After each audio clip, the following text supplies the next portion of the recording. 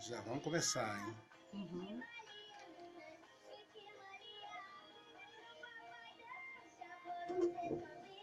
Daqui a pouco, hein? Fique aí.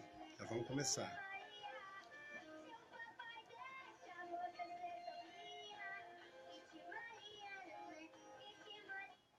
Hora certa para você, amigo ouvinte, são exatamente 8 horas 22 minutos e no ar o programa Você no Divã com o nosso doutor Aloísio. Bom dia, doutor Aloísio. Bom dia, Catiane. Hoje nós temos uma voz diferente aí, tá vendo o pessoal do Facebook aí, do Instagram, né? Temos a Catiane para dialogar conosco no Você no Divã. Bom dia a todos os ouvintes da Rádio Cultura FM de Alfredo Chaves. Bom dia ao pessoal do Facebook aí, já começando cedo aí, o pessoal do Facebook. Estamos também no Instagram. Bom dia, o pessoal da Rádios Net, e vamos iniciando aí o programa Você no Divã. Aí nos últimos dias do mês de outubro, hoje dia 30, 28, 30? Hoje, 29. 29, quase que eu acertei, tá vendo? Hoje dia 29 de outubro. E hoje nós vamos conversar sobre dois assuntos bem interessantes que têm a ver com essa semana. Essa semana temos duas datas que são diferentes. Uma comemorativa, a outra nem tão alegre, embora seja também uma espécie de comemoração. Dia 31 de outubro, quando os países de cultura anglo-saxônica, né, os países de cultura inglesa, a Inglaterra, os Estados Unidos, comemoram o Dia da Bruxa, o dia do Halloween, o Dia dos Bruxos.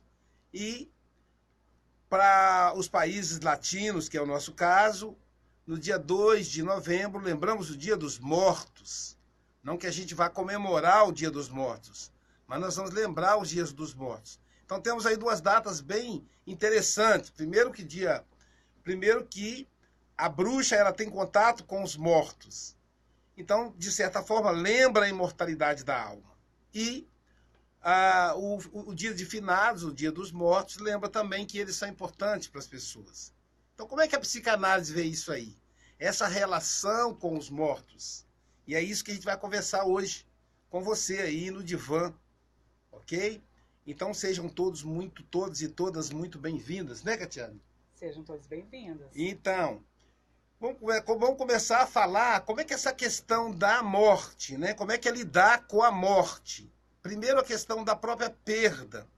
A morte é uma perda necessária, inevitável.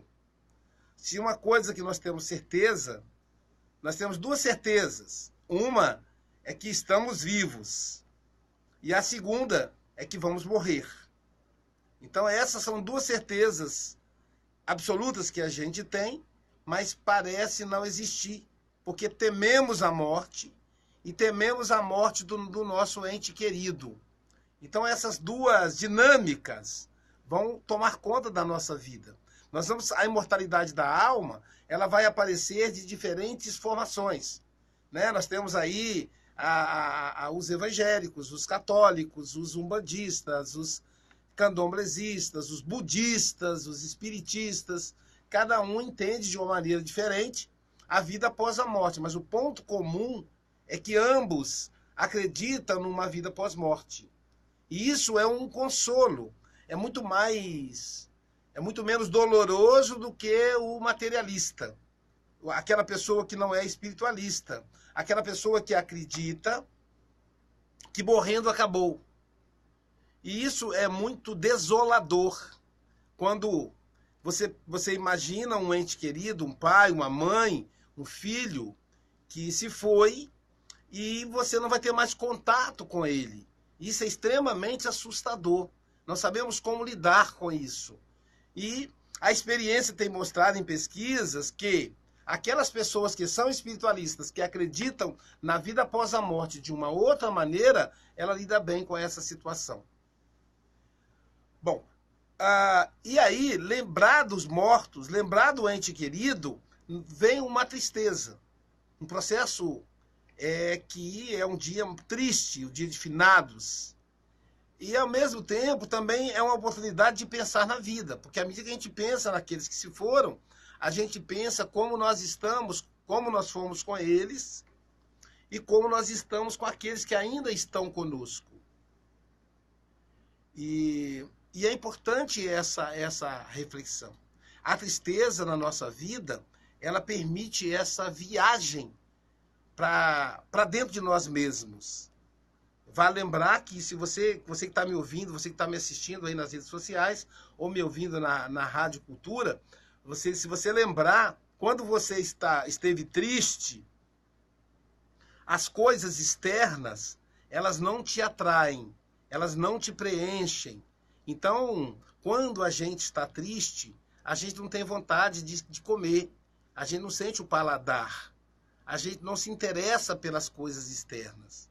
É o momento da viagem para dentro de nós mesmos, para nós questionarmos como estamos.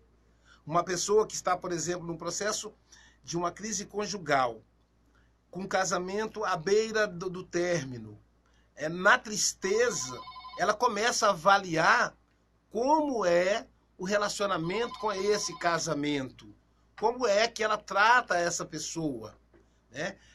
Até colocar aí, Catiane, qualquer coisa, o seu WhatsApp à disposição para as pessoas que quiserem fazer alguma pergunta, ter alguma participação, né? Infelizmente a gente não pode fazer, vocês viram o telefone tocando ao vivo, as pessoas querem falar. Mas eu utilizo o WhatsApp. Qual é o seu WhatsApp? 27 DDD 27 9 65 69 889. Vamos lá. 965698889, é isso? Isso mesmo. 27 9 65 69 889. Então tem 2 9, então. Tem 2 9. Tá, ó, eu falei errado, é 2 9. 9 Vamos lá. 27 99 65 69 889. É porque ela fala numa outra lógica. Eu tô falando falar de 2 em 2. De 2 em 2. Separo o 9 e vou de 2 em 2. Então, tá aí o contato da Catiane, é o WhatsApp. Não dá para falar por telefone. Você pode mandar sua pergunta, sua dúvida, sua contribuição para esse diálogo, que é muito interessante. É fundamental que a gente faça esse diálogo entre nós para a gente conversar aí sobre o dia de finados, sobre a relação com os mortos, sobre como nós lidamos com essa relação. Então, esse momento de tristeza, ele é fundamental para a nossa saúde. Então, a gente não pode ter medo da tristeza. A gente não pode fugir da tristeza. A gente sabe que existem convites o tempo todo para que fujamos da tristeza. Né? O tempo todo as pessoas falam, para com isso, sai daí, não fica triste não, vamos sair para tomar uma, vamos dançar, vamos passear, como se a tristeza fosse algo ruim. Não, não é algo ruim, é necessário, né? Porque a tristeza, ela nos convida a nos voltarmos para dentro, a pensarmos sobre a nossa vida. E como eu disse agora há pouco, no momento de uma crise conjugal, que você está triste, porque seu casamento pode estar terminando, está com um problema sério, é nesse momento que você vai pensar de tristeza, você vai pensar qual é o seu papel ali, se vale a pena, quais são as coisas boas que você ganha desse relacionamento, o que é que você de verdade contribui para ele. Então é na tristeza que esses diálogos aparecem.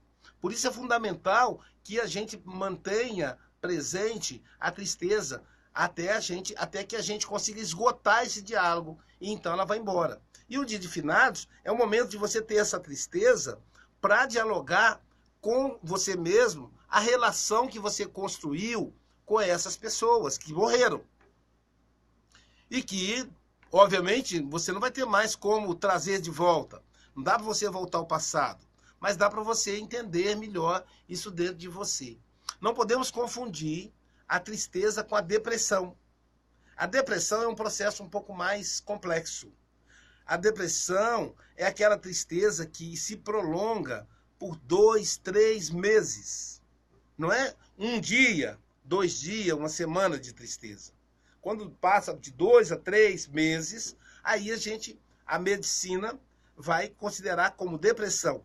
A Organização Mundial da Saúde considera tristeza de 4 a 5 semanas sem uma causa específica. Então, se você está triste, você está lembrando da pessoa que morreu, então você tem uma causa para essa tristeza. A depressão é quando acontece aquela tristeza sem você saber por que você está triste. Isso é o processo de depressão. E na psicanálise, como é que a gente trata a depressão? A depressão, para nós, ela é apenas um sintoma. Então, a gente trata da seguinte maneira. A gente, então, vai entender que a depressão está ligada às perdas. A perdas que nós não aceitamos. A perdas que nós não fizemos o luto. Porque o luto é quando você aceita a perda. A melancolia é quando você não aceita essa perda. Quando você quer manter aquela situação. Então, você fica tentando entender por que a pessoa morreu, qual é a sua culpa, é um processo de acusação. Isso é um sintoma da melancolia, que a gente vai chamar aí de depressão. Então, o Dia de Finados é a oportunidade de você viver essa experiência, mas não necessariamente do ponto de vista depressivo. Eu quero aqui dar bom dia a algumas pessoas aqui do Instagram, né? A Vieira, a pessoal da Ampla Saúde, a Cideli Oliveira, minha prima lá de Minas Gerais, a Denise Shelley, Moreto, né? Moreto. E o pessoal do Facebook aqui já mandaram até algumas perguntas, né? Vamos ver aqui, tem uma pessoa aqui, algumas pessoas que estão assistindo, vou citar uns aí que estão assistindo, que deixa eu ver aqui, o Bruno Santana, professor Bruno Santana, excelente profissional aí da educação física. Bom dia para você, Bruno. A Andréia Marques, que é psicanalista, legal, te ver aqui, Andréia. O Danilo Farias, Danilo é nosso amigo psicanalista lá da Espanha. Ele reside na Espanha, veja que nós estamos internacional. Vamos ver mais aqui. Juscelio Maria, a Heloísa, lá de Minas Gerais, também é psicanalista. A Marilene Perucchi, é dos Estados Unidos, vamos lá. Ela diz assim, bom dia, Aloísio. Vou começar a assistir, mas logo tenho que trabalhar. Que pena, não tem problema não, Marilene. Depois você assiste, querida, quando você chegar do trabalho, vai ficar gravado. O meu amigo Carlos José Prete, lá de Colatina, a Simone Terra Freitas. Então temos aí o pessoal assistindo aí, conversando com a gente sobre o Dia dos Mortos. Sobre como é que é essa relação do ser humano com a própria tristeza. Como é que é lidar com a tristeza. Então a tristeza é esse momento em que nós viajamos para dentro de nós mesmos, em que nós damos vazão aos sentimentos. Nós somos compostos, a nossa essência. E aí a gente lembra Anthony Saint-Exupéry, que escreveu a obra O Pequeno Príncipe, que é um clássico, que é lido pelas crianças, pelos adolescentes, pelos jovens, pelos adultos, pelos velhos. É um livro que transpassa, embora pareça um livro infantil, né, O Pequeno Príncipe, os avós leem para os seus netos e leem para si mesmo. Então, Exupéry, na obra, diz o seguinte, o essencial é invisível aos olhos. Então, a nossa essência é sentimento e razão, sentimento e raciocínio. Inconsciente, que é o sentimento, e raciocínio, que é o consciente. Nós somos compostos disso daí. Mas nós deixamos o nosso inconsciente agir através de nós o tempo todo. Somos pessoas passionais. Somos pessoas... Está aí a Camila, lá da Suíça. Bom dia, Camila. Está aí no Facebook. Então, nós damos vazão ao nosso sentimento o tempo todo. Somos seres passionais. Não tentamos entender esse sentimento, que se manifesta em nós de forma automática, nas nossas atitudes, nos nossos impulsos. Quantas vezes, cada um de nós estamos aqui conversando, quantas vezes nós fazemos as coisas sem pensar, o que nós chamamos de impulso livre. que é fazer as coisas sem pensar? Que logo depois nós nos arrependemos.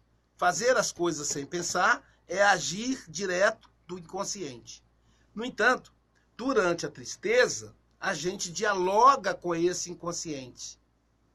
Então, o inconsciente que se manifesta em nós de duas maneiras, no sentimento e nos sonhos. Nos sonhos, ele provoca um diálogo, ele quer que a gente entenda, através de símbolo, o que está se manifestando nos sonhos. Mas a outra maneira que poderíamos dialogar é quando nós nos propomos a dialogar com o sentimento. E na alegria, a gente não dialoga. Na alegria, a gente anestesia, embota, esconde o que nós sentimos, né? Você chega sorrindo, o Flamengo ganhou de 5-0, você chega próximo do flamenguista e diz, e aí, tudo bem? E ele não está bem, mas ele vai, como você está sorrindo, como o Flamengo ganhou de 5-0, vai, tudo bem. E não está tudo bem. Então, a alegria, ela nos permite que a gente esconda o que a gente está verdadeiramente sentindo. Enquanto que na tristeza, não. Se você chega perto da pessoa, num silêncio, se você não manifesta nenhum tipo de reação de alegria, e você pergunta à pessoa, como é que você está? E espera a resposta.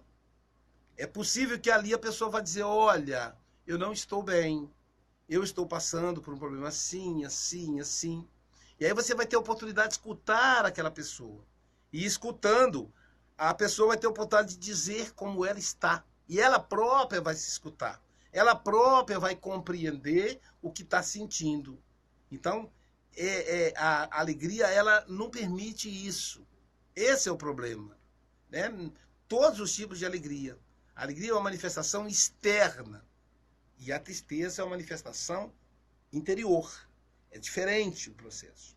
Então, nesses dias de finados, é natural que as pessoas fiquem tristes. Claro que não pode ser aquela tristeza que leva ao desespero, mas uma tristeza em que é normal, né? Que as pessoas não tenham muita vontade de comer, não tenham vontade de passear, né? As viagens que acontecem em finados, geralmente é para visitar o túmulo dos entes queridos, não, né? Nós temos é um pouco mais reduzido. Mas é um momento importante, é um momento fundamental pensar na morte, porque quando você pensa na morte, você pensa na vida. Das nossas civilizações, as civilizações que mais se dedicaram à morte foram os egípcios.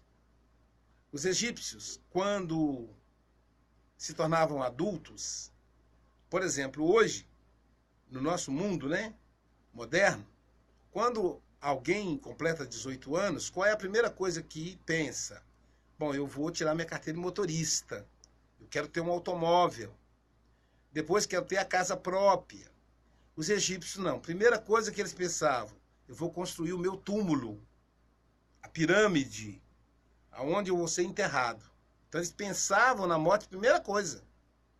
E aí tinham aqueles túmulos fantásticos, né, que eram monumentos, e que mais tarde se transformaram hoje nas catacumbas. E hoje os cemitérios modernos não tem isso mais, aquele tapete verde com as plaquinhas, tudo igual. Então não tem mais aqueles túmulos específicos, os cemitérios mais antigos, o cemitério do Caju, no Rio de Janeiro, o cemitério de Santo Antônio, em Vitória, e cemitérios do interior também, provavelmente aqui em Alfredo Chaves e outras cidades do interior, você vai ver o cemitério com as catacumbas, que aí de acordo com a catacumba, você identifica quem foi enterrado ali. Além de ter o nome, a fotografia, o acabamento, todo um cuidado com a catacumba, também ali demonstra o poder aquisitivo. Os mais ricos têm uma catacumba mais elaborada. Os mais pobres já é uma coisa mais simples. Então isso também acontecia no Egito. Bom, então o fato deles pensarem na morte fazia com que eles refletissem a vida. Então a vida deles toda era pautada em que um dia eles iriam morrer, em que eles cuidavam da vida física, digamos assim, porque acreditavam numa vida pós-morte. E aí é o que acontece com ah, as pessoas religiosas, as pessoas espiritualistas, que elas, por acreditar na vida pós-morte, isso acaba impactando na vida delas. Não é isso, Catiane? É verdade. Né? Alguma participação aí? Você estava olhando agora há pouco no WhatsApp. Estava olhando. Então, Até agora não. então tá bem. Então, o pessoal que ligou por telefone aí, tenta fazer contato pelo WhatsApp se estiver nos ouvindo, nos assistindo pela rádio.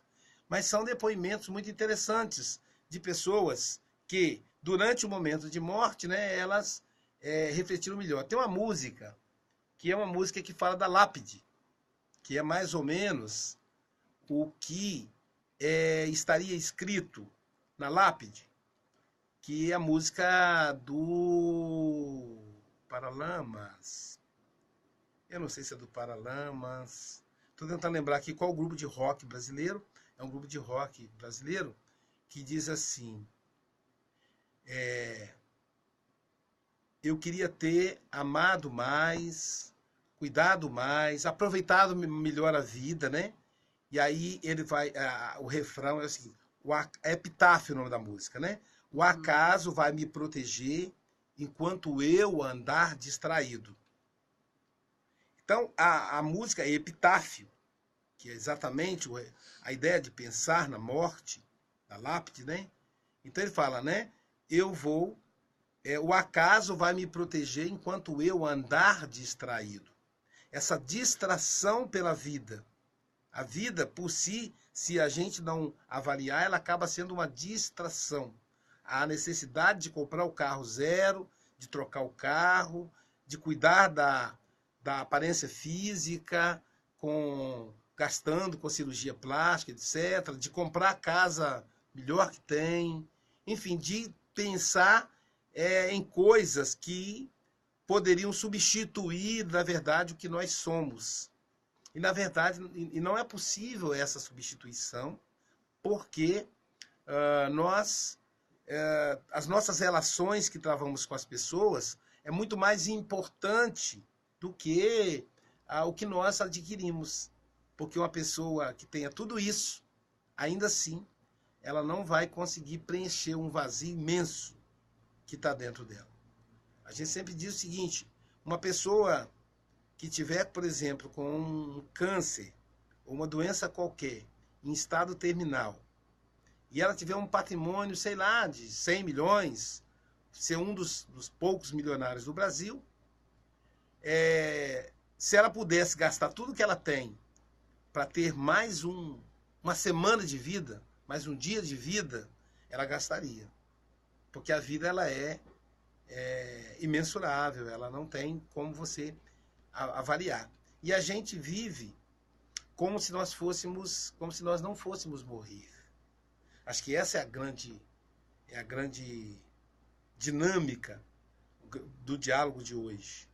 Nós vivemos como se nós não fôssemos morrer. E aí desperdiçamos o nosso tempo. Desperdiçamos o nosso tempo deslizando os dedos nas redes sociais, vendo fofocas, bobagens, enquanto nós poderíamos otimizar esse tempo. Por exemplo, não que a rede social seja algo ruim, né? Vocês estão me vendo, me assistindo, me ouvindo pelas redes sociais. A começar pelo rádio, que é a primeira rede social, grande rede social que surgiu, antecede o rádio somente o jornal, e a terminar pelo Facebook e Instagram. Então as redes sociais são fundamentais. A gente pode usar as redes sociais para a gente instruir, para a gente se comunicar, mas não podemos usar como anestesia, perdendo tempo, né? Fazendo coisas que não nos dá prazer, estando com pessoas que não nos completam, somente para agradar, por uma necessidade social. Existem pessoas que são realmente chatas, enjoadas, que não acrescentam. E é importante que a gente, enquanto isso, a gente abre mão de estar com pessoas que a gente ama. pessoas que se importam conosco, pessoas com quem nos importamos. E a vida passa rápido. E aí é importante que a gente medite sobre isso. E pensar que essas pessoas vão morrer. E pensar que eu vou morrer. E pensar que pessoas queridas morreram. E que muitas vezes nós não aproveitamos a presença delas enquanto estavam próximos de nós. Tudo isso faz parte da reflexão do dia de final. Tudo faz parte da reflexão da vida. Então nós não vamos viver aqui na Terra para sempre. Todos nós vamos morrer. Isso é fato. As pessoas que estão conosco vão morrer. Então como é que está, nesse momento, a convivência com o seu pai, com a sua mãe, com os seus filhos, com os seus amigos? Pessoas que muitas vezes sacrificaram por nós. Amigos com quem podemos contar nas horas mais difíceis. Quando a gente chega, eu estou com 55 anos de idade, eu sempre falo isso para meus filhos. Quando a gente chega na minha idade, por exemplo, a gente começa a perceber que nós temos muito poucos amigos. Pra vocês terem ideia, eu tenho 30 mil seguidores nas redes sociais, que o Facebook chama de amigos, Face amigos, né? Mas que não são, que amigos mesmo, amigos com quem você pode contar, eles talvez cabem na palma da sua mão. E como é que está o seu contato com esses amigos? É verdade. Não é? Uma das minhas filhas vai casar. E ela me deu 3 convites. Que não sou eu que estou organizando, é ela. E vai casar na Igreja Católica, que é a religião dela. Obviamente eu estarei lá, né? Sou o pai. E será um prazer para mim.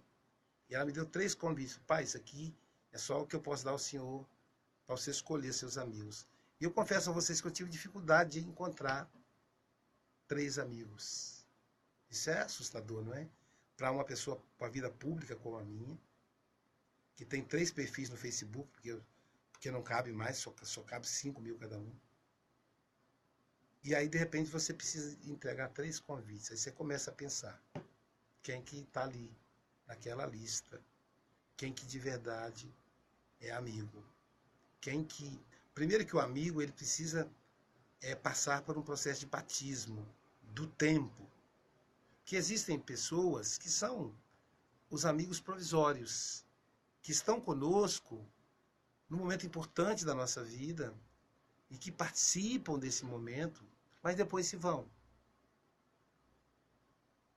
E outros que são intensos quando estão conosco, mas depois também se aborrecem. Enfim, existe uma coisa muito, muito moderna que muito se usa hoje, que é o network. Então, o tempo todo, a gente vê as pessoas que mexem com empresas, pedindo aos profissionais que dão orientação profissional e sugerindo aos profissionais que façam network. O que é network? Já cria uma palavra em inglês, porque no português ficaria feio. Eu vou explicar o que é network. Network chama-se rede de relacionamento. Ou seja, relações com interesses, relações interesseiras. E que no passado, isso era estranho. Então, era sempre muito criticado aquele amigo interesseiro, né? Aquele amigo que estava com você só porque tinha algum interesse. Você soava como uma coisa falsa. Soava como uma coisa falsa. Você vê que coisa interessante. Quer dizer, isso que soava como coisa falsa, hoje é institucionalizado. Então, se você é um empresário, se você é um pequeno comerciante, se você é um executivo, você precisa ter network. Ou seja, você precisa ter uma rede de pessoas falsas.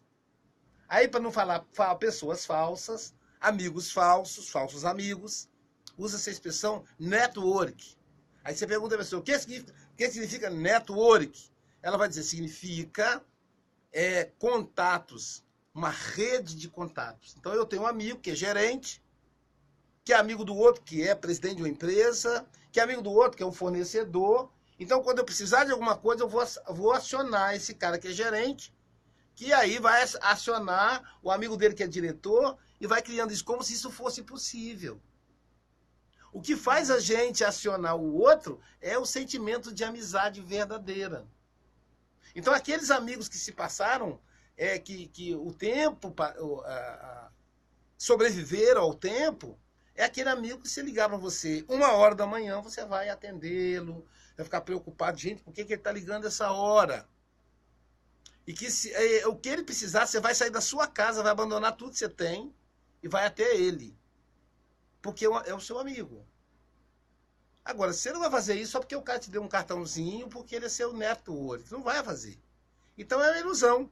Aí a gente vai construindo as coisas em cima da ilusão. Então, essas amizades que no passado eram falsas, que hoje estão institucionalizadas. Então, são relações frágeis, fúteis, falsas, que vão permear o nosso relacionamento. E não é só o network. O network é apenas uma ponta do processo. No Japão, os senhores dos asilos, que têm dinheiro, mas não têm família, contratam netos postiços, netos artificiais, para visitá-los no asilo. Olha só. Será que funciona? Então o cara, tem um nome japonês que eu não lembro agora, ele é contratável, ele está disponível para visitar um velhinho no asilo. Não porque ele quer ajudar, não porque ele é caridoso, mas porque é o serviço dele. E há quem diga, é como se fosse uma prostituta, não tem mal algum. Mas as relações vão ficar agora todas prostituídas assim? Então, os sites de relacionamento em que mulheres e homens combinam de saírem para fazer sexo, para transar, e usam nomes falsos para não ter vínculo em sexo casual. Então, aquilo que deveria ter comprometimento, agora é casual. Só que tudo isso vai abrindo dentro da gente um espaço de solidão imensa. E aí você vai lembrar que aquele network, se você adoecer, se você precisar dele, ele não vai te atender. A não ser que, se ele te atender, você vai oferecer alguma coisa para ele. Enquanto que, quando você ligava para o seu irmão, de quem você não simpatiza muito, com quem você não se afina, apesar das diferenças, ele vai abandonar tudo e vai vir em seu socorro. Se você construiu com ele uma relação. O pai, a mãe, o filho. E nesse meio aí o amigo. Porque o amigo é um parente que você escolhe. Diz que o amigo, a amiga, é um irmão que você escolhe. Você tem um irmão que não escolhe, porque vem. E tem um irmão que você escolhe, seria o amigo. Então tudo isso se perde no mundo moderno. E tudo isso é possível você recuperar em dias como dias de finados. Né? Então, doutor Luiz, a gente tem uma pergunta aqui. Vamos lá. De uma ouvinte, ela não quer se identificar, mas bem, ela fez a pergunta. Ela botou assim, bom dia. Ainda existe pessoa que vai, né, na casa da gente e ao chegar fala que você tem que rezar 30 Creio, 30 Ave Maria e assim colocar água lá no túmulo, senão você vai acabar ficando mal. E o espírito de parente, né, na realidade que ela está falando, que está com você. E se você entende, isso é verdade? Isso existe? Então, esse culto aos mortos, ele não nasceu agora, viu? Na Roma Antiga, eles tinham altares dentro de casa para cultuar os parentes. Vou dar um exemplo. O casal, quando está na lua de mel, tem um ritual que o noivo ou o marido pega a esposa no colo para levar ela até o quarto de núpcia. Isso é uma coisa romântica, uma fantasia? Não, isso tem uma origem histórica. Isso acontecia em Roma, porque como é que era? A família cultuava o ente morto, o ente querido, o avô, a avó, né? A nona, o nono, como falam os italianos. E o solo da casa era um solo sagrado, só pisava ali dentro a família e os amigos da família, pessoas autorizadas. Não é qualquer pessoa que entrava na casa dos romanos. Eu tenho um hábito parecido.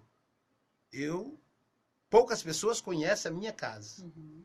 Minha casa fica dentro do prédio da clínica, dentro do prédio da escola, mas não entra na minha casa qualquer pessoa. Então, eu sempre tive isso muito presente comigo. Na época que eu trabalhava na faculdade, eu via um amigo meu que odiava uma professora, que era coordenadora dele.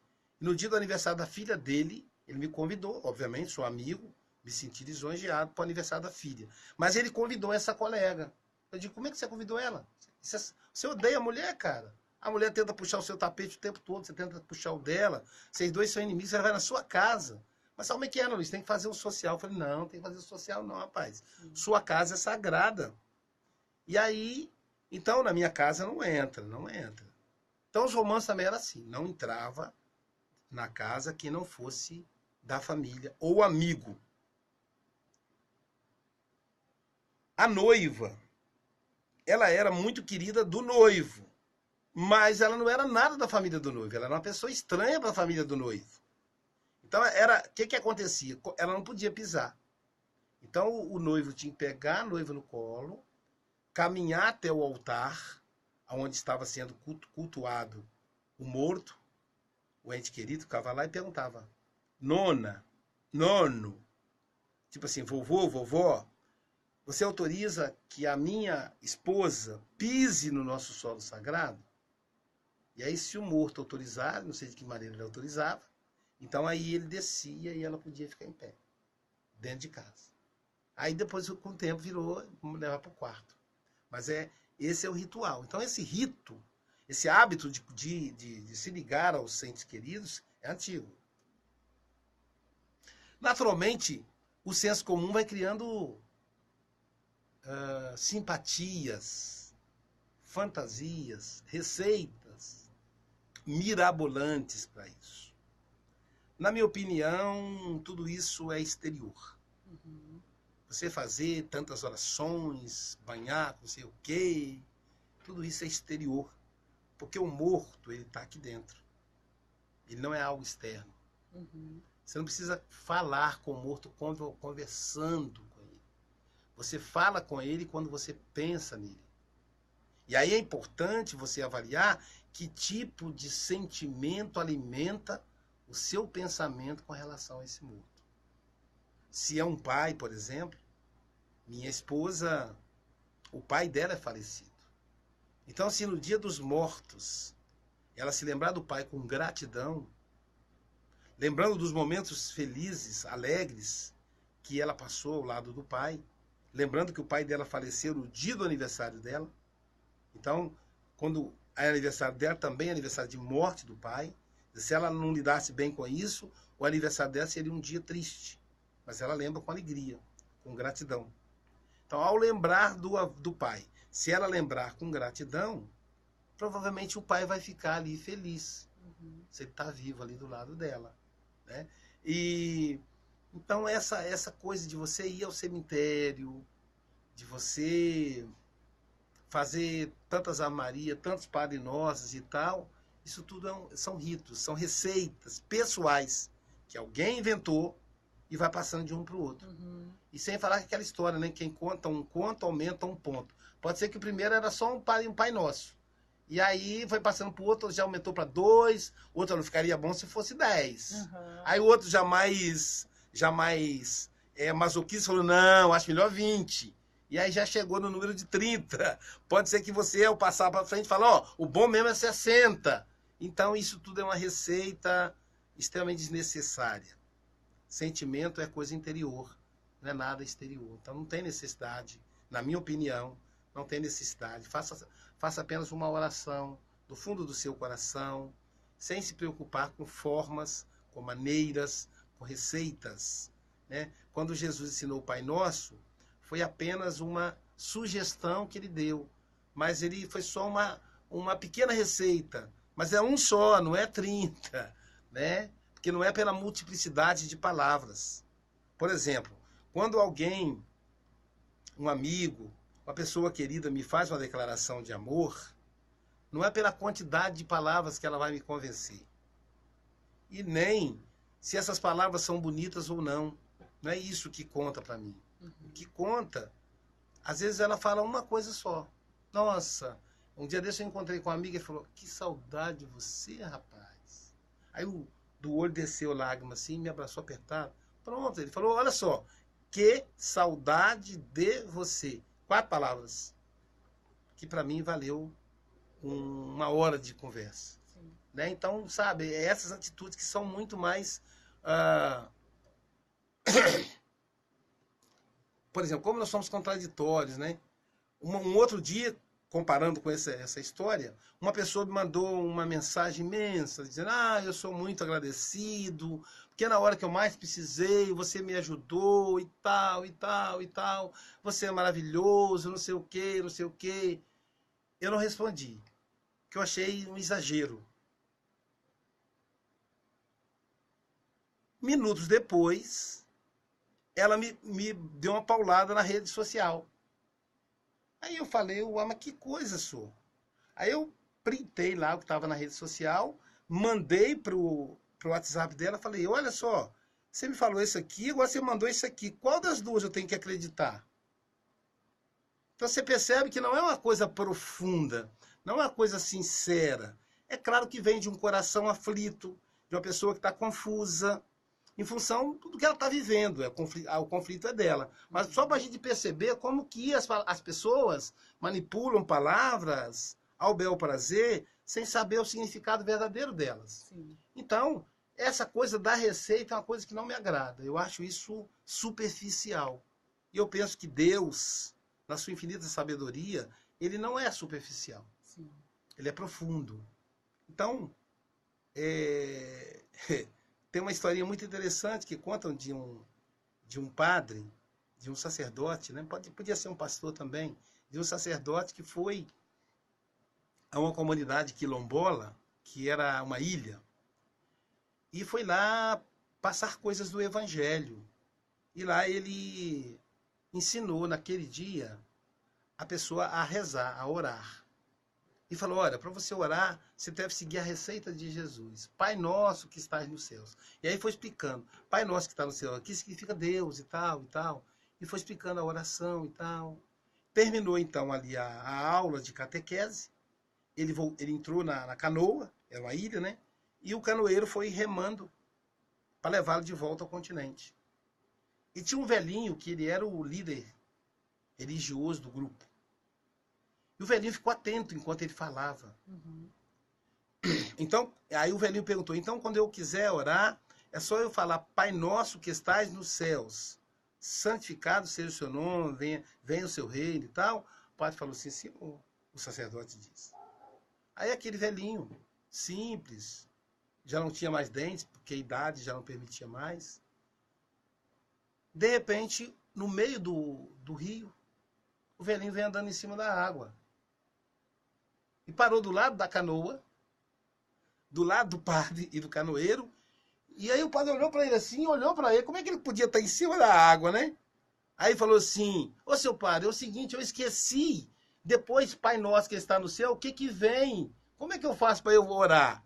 Aí o padre falou, como é que você faz a sua oração? Eu falo assim, ó Deus, seu velho está aqui. Aí ele disse... O padre disse, pronto, a sua oração é melhor que a minha. E aí, veja, o homem andava em cima da água, né? Simulando aquela situação do Pedro na Bíblia, na relação dele com Jesus. Então, as coisas simples, elas são muito mais profundas do que o palavrório, do que as receitas. Né? Então, tenta acreditar mais no seu coração e menos nas receitas que passam. Sim. Né? Porque são coisas do coração. A gente acredita em receita quando é bolo, quando é comida. Passa rapidinho, já estamos com o nosso tempo esgotado. Quando é bolo, quando é comida, né? Mas quando é coisas do coração, tem que ser resolvido com coisas do coração. Tá bom, gente? E lembrando, era para ter feito esse assunto hoje, mas eu achei que o tema final seria mais interessante. Nós estamos no Novembro Azul. O que tem a ver novembro com azul? Azul é lembrando aí o símbolo das crianças no passado, hoje não é mais assim. O azul significa novembro dos homens. É um mês em que nós, os homens, temos a oportunidade de fazer uma reflexão sobre o câncer de próstata. Então, na próxima semana, nós vamos conversar sobre o câncer, sobre a questão emocional, a questão afetiva masculina e a relação com o câncer. Então, para a gente refletir aí sobre o novembro azul. O outubro foi rosa e o novembro é azul. Eu estou de rosa e azul, tá vendo? Lista azul, lista rosa, lista branca. Não existe mais essas cores. O homem hoje usa rosa, minha calça é rosa, hoje eu estou todo de rosa. Mas é só uma maneira de lembrar o homem do câncer de próstata, que ele tem que se cuidar. Então, o homem, é o momento de você ir ao posto de saúde, buscar exames. Provavelmente o governo deve estar com campanhas para facilitar esse acesso. A gente sabe que não é fácil a questão do SUS, mas é importante que você cuide de fazer o exame de próstata. Não só o exame PSA, que é aquele feito com sangue, mas, sobretudo, o exame do toque retal, que há um preconceito dos homens com relação a isso. E morrem, milhões de homens no Brasil morrem por causa do preconceito. E é sobre isso que a gente vai conversar na próxima semana. Tá bom? Uma boa semana. Obrigado aí, Catiane, né? Por estar conosco hoje. Tomara que tenhamos outra oportunidade. O ano que vem, pessoal, é com a Catiane que a gente vai trabalhar. O nosso programa vai passar para a tarde e nós vamos estar com ela. Deve ir até final de novembro. E aí a gente dá uma parada para o recesso e as férias. As nossas férias acontecem em dezembro e janeiro. Dezembro que é o mês natalino, então tem as campanhas de Natal. A rádio ela é comunitária, precisa de apoiadores. E nesse momento, então, os apoiadores vão utilizar o espaço para isso. E janeiro, que é um mês que eu geralmente tiro para descansar um pouco. Então, fevereiro a gente retorna provavelmente já à tarde. E aí com a Catiane já está fazendo a experiência, né? Conhecer o trabalho. Foi bom para ela ver como é que funciona aí o Você no Divã. Tá? Um bom dia a todos. Bom dia aí aos amigos da Biofarma, da drogaria Biofarma, que apoia o nosso programa.